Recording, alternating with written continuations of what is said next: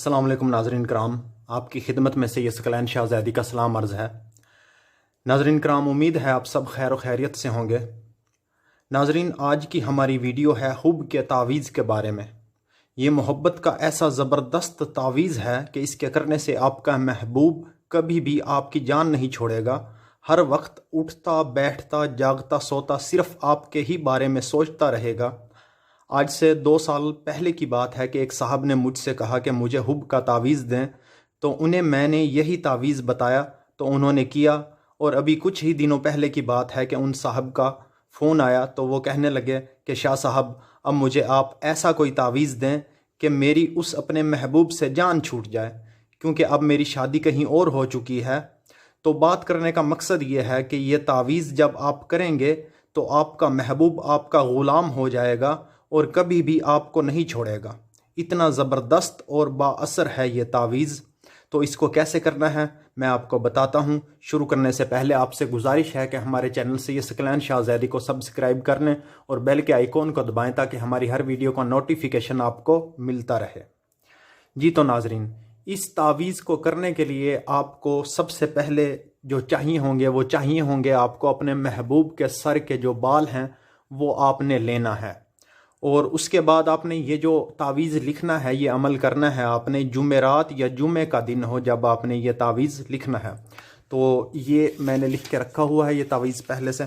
ये एक तिलिस्म का ये अदद के जो तावीज़ हैं ये है आपके सामने। ये ऐसे अदद आपने लिख लेने हैं, ये जैसे मैंने लिख रखे हुए हैं इस तरीके से आपने ये लिख लेने हैं। और इसके एंड पे ये ला 2 मरतबा आपने लिख लेना है। इसकी कोई चाल कोई तरतीब नहीं है, आप इधर से शुरू कर लें तो बेहतर रहेगा। यहाँ से आप ऐसे शुरू करते जाएं और ये लिखते जाएं और एंड पे ये 2 दफ़ा आपने लिखना है ला। ठीक है। इसके नीचे आपने ये लगानी है एक लाइन और उसके नीचे आपने लिखना है फ़ुलां बिन फ़ुलां, यानी कि अपने महबूब का नाम लिख लें या पहले अपना नाम लिख लें, उसमें कोई ऐसा हरज नहीं है। चाहे आप अपना नाम लिखें पहले, चाहे अपने महबूब का नाम लिखें। पहले आप अपना नाम लिख लें, फ़ुलां बिन फ़ुलां, ये लिख लेना है। इसके आगे आपने लिखना है अला हुब फ़ुलां